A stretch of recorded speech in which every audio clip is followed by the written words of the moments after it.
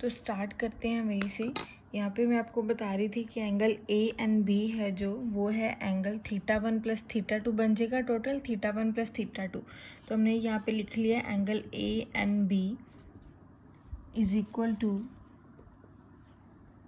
θ1 plus θ2। ठीक है, तो उसके बाद आपके पास क्या आ जाएगा कि देखो हमें पता है कि जो हम एंगल को डिफाइन करते हैं तो एंगल लिखते हैं हम theta is equal to length of arc divide by radius. ठीक है, अब यहाँ पे देखो लेंथ ऑफ आर्क है आपके पास ए बी। ठीक है, ये क्या है आपके पास length of arc A B divide by radius इसका क्या है, ए एन भी इसका रेडियस है और बी एन भी रेडियस है, और दोनों में से कुछ भी आप लिख सकते हो। तो यहाँ पे आ जाएगा आपके पास ए एन।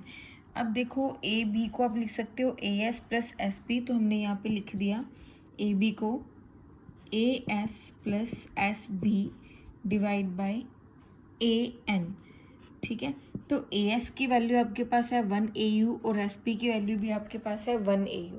ठीक है, तो हम पुट कर देंगे यहाँ पे 1 AU plus 1 AU divide by A N.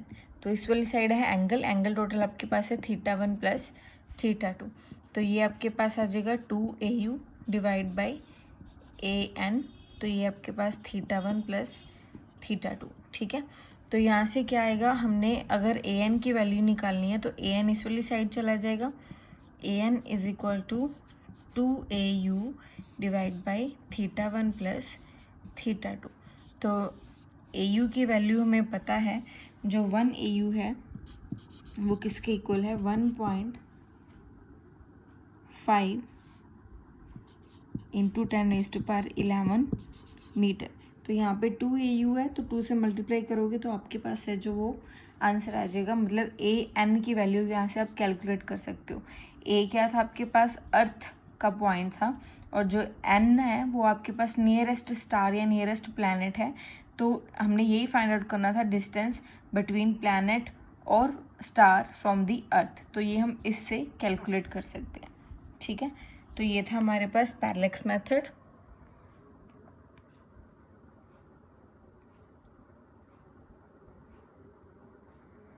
ठीक है, तो उसके बाद हम नेक्स्ट करेंगे जो है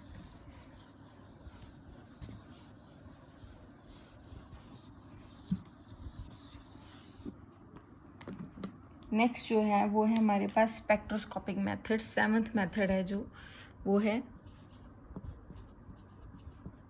स्पेक्ट्रोस्कोपिक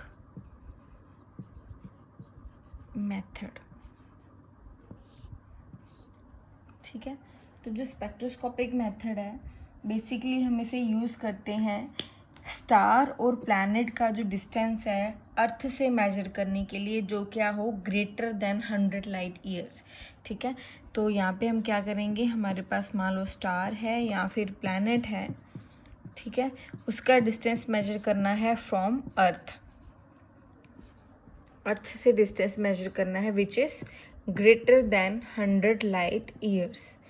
ठीक है, तो इसमें क्या है, हम यूज़ करेंगे एक फोटोग्राफिक प्लेट। ठीक है, इसमें हम क्या यूज़ करेंगे, एक फोटोग्राफिक प्लेट। तो फोटोग्राफिक प्लेट की हेल्प से हमने क्या लेना है, 2 फोटोग्राफ्स, एक फॉर अवे वाले जो प्लैनेट है उसकी और जो नियरेस्ट है उसकी। ठीक है, तो एक हमारे पास है फॉर अवे वाला प्लैनेट या फिर स्टार, एक है आपके पास नियर वाला। ठीक है, तो फॉर अवे वाले की जो हमने इंटेंसिटी है वो हमने मान ली I1 है। ठीक है, और नियर बाय वाला है उसकी इंटेंसिटी हमने मान ली वो है I2। जो I1 है वो इंटेंसिटी है कि जो हमारा जो स्टार है वो दूर वाला स्टार है। ठीक है, और जो ये है नियर बाय वाला वो क्या है हमारे पास I2।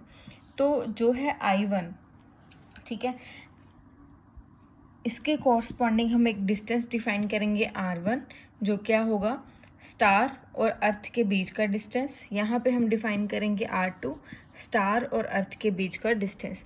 ये स्टार होएगा नियर वाला स्टार और ये दूर वाला स्टार। ठीक है, तो जो हमारी इंटेंसिटी है ना वो इन्वर्सली वेरी करती है to the square of distance between the star and the earth. ठीक है, तो सिमिलरली फॉर I2,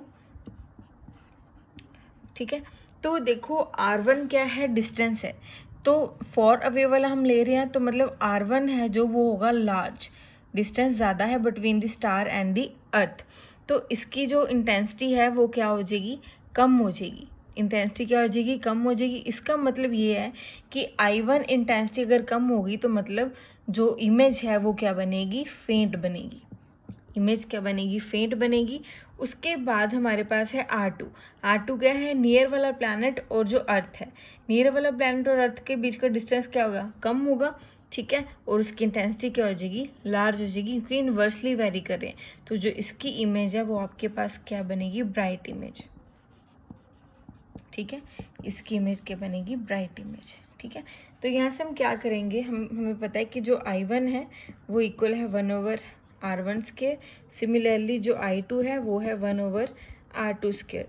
तो हम क्या करेंगे, I1 को डिवाइड कर देंगे I2 से, तो I1 है 1/R1 स्क्वायर और I2 है 1/R2 स्क्वायर। तो ये वाला फैक्टर ऊपर जाके क्या हो जाएगा आपके पास, मल्टीप्लाई, तो ये क्या हो जाएगा R2 square divide by R1 square. तो यहाँ से हम क्या कर सकते हैं, I1 divide by I2 is equal to R2 square divide by R1 square. तो हम ये बोल रहे हैं हमने डिस्टेंस निकालना है फॉर अवे वाला जो प्लैनेट है या फिर स्टार है अर्थ से। तो फॉर अवे वाले का डिस्टेंस क्या था हमारे पास, R1, तो हमने R1 की वैल्यू यहाँ से निकालनी है, तो R1 को इस वाली साइड ले जाओ, तो R1 square is equal to R2 square multiply क्या हो जाएगा, I2 डिवाइड बाई I1। तो यहाँ से ये भी वैल्यू लिख सकते हो, और अगर स्क्वायर है, स्क्वायर को हटा के वैल्यू लिखनी है तो आप लिख सकते हो R1 is equal to R2 under root I2 divide by I1। तो ये आपके पास आ जाएगा स्पेक्ट्रोस्कोपिक मेथड, ठीक है। तो नेक्स्ट है जो वो है हमारे पास साइज ऑफ एस्ट्रोनॉमिकल ऑब्जेक्ट, ठीक है। तो यहाँ तक देखो, उसके बाद करते हैं नेक्स्ट। तो नेक्स्ट है जो वो होगा हमारे पास 8th है जो मेथड,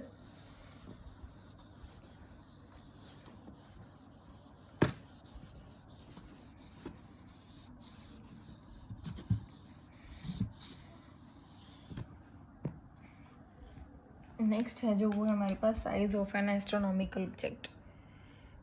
8th है हमारे पास method, size of an astronomical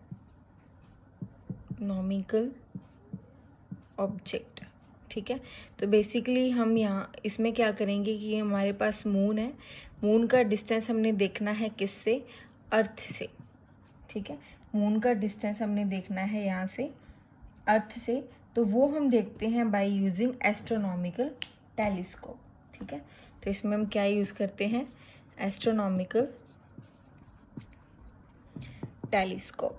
तो इस टेलीस्कोप को यूज़ करके हम देख सकते हैं कि जो मून और अर्थ के बीच का डिस्टेंस क्या है। मान लो ये आपके पास है अर्थ, ठीक है, यहाँ पे आपका कोई ऑब्जर्वेशन पॉइंट है जहाँ से आप एस्ट्रोनॉमिकल टेलीस्कोप की हेल्प से मून को देख रहे हो, तो ये है आपके पास ऑब्जर्वेशन पॉइंट O, ठीक है। तो मान लो यहाँ पे है आपके पास मून, तो आपको ऐसे देखोगे यहाँ से, ठीक है, एक बार इस पॉइंट पे, एक बार इस पॉइंट पे, ये आपको मान लो A और ये है आपके पास B, तो इसको ज्वाइन करेंगे तो ये लेंथ बन जाएगी आर्क, तो ये आपके पास बन जाएगा एंगल थीटा, ठीक है। तो ये हमने मान लिया डिस्टेंस है, डिस्टेंस या फिर बोल सकते हो रेडियस, ठीक है। तो जो रेडियस है उसको यहाँ पे इन्होंने S मान रखे हैं, हम R बेसिकली ज्यूम करते हैं, तो हम R ही लेके चलते हैं, ठीक है।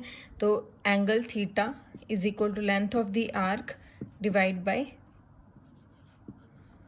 Radius. Length of the arc is हमारे पास पता है AB यहाँ पे, तो AB डिवाइड बाय रेडियस है R is equal to theta.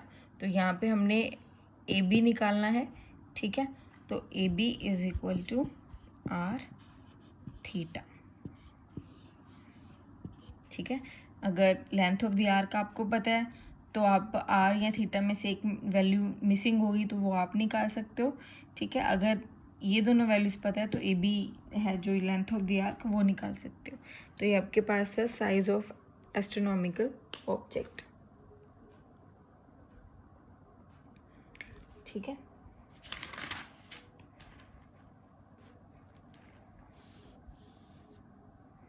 तो उसके बाद है नेक्स्ट है जो हमारे पास न्यूमेरिकल है।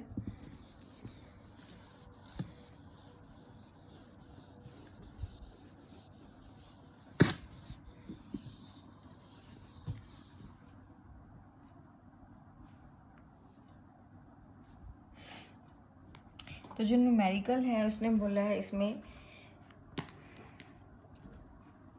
न्यूमेरिकल में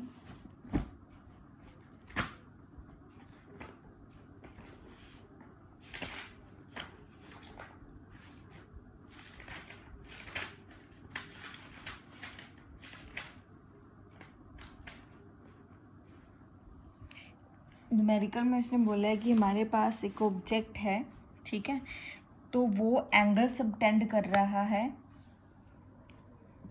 कितना एंगल सबटेंड कर रहा है? 2.0 मिनट। तो जब भी यहाँ पे एंगल सबटेंड करेगा मिनट्स में, तो आपको उसको रेडियन में कन्वर्ट करना है। तो आपको पता है कि मिनट को हम एक्सप्रेस करते हैं सिंगल डैश से, ठीक है।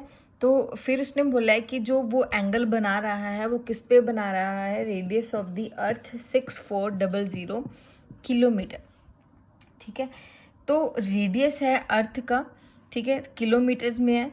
तो बेसिकली हमें क्या चाहिए? लेंथ ऑफ द अर्थ चाहिए। मान लो ये आपके पास अर्थ है, अर्थ का रेडियस दे रखा है, मतलब यहाँ तक दे रखा है उसने 6400 किलोमीटर, ठीक है।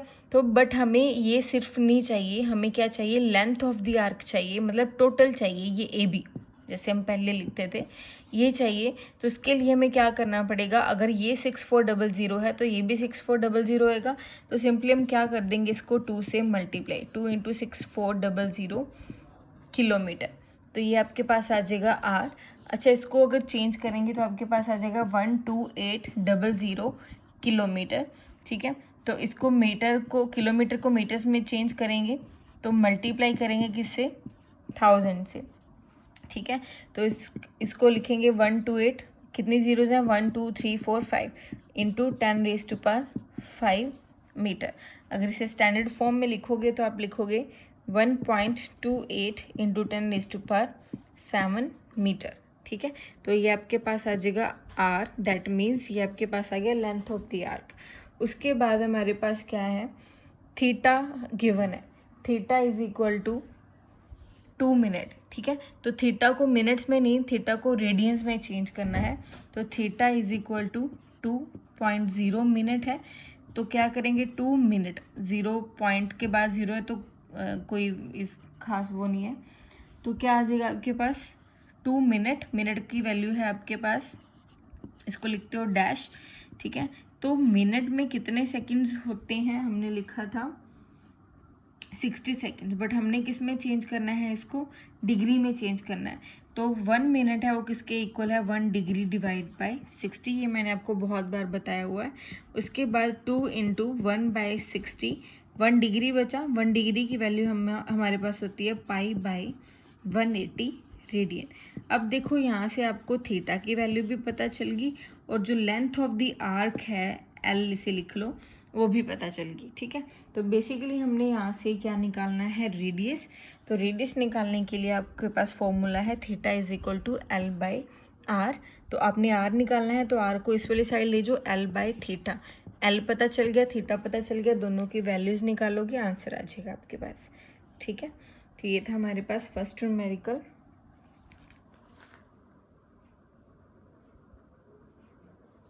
ठीक है, उसके बाद हमारे पास जो सेकंड न्यूमेरिकल है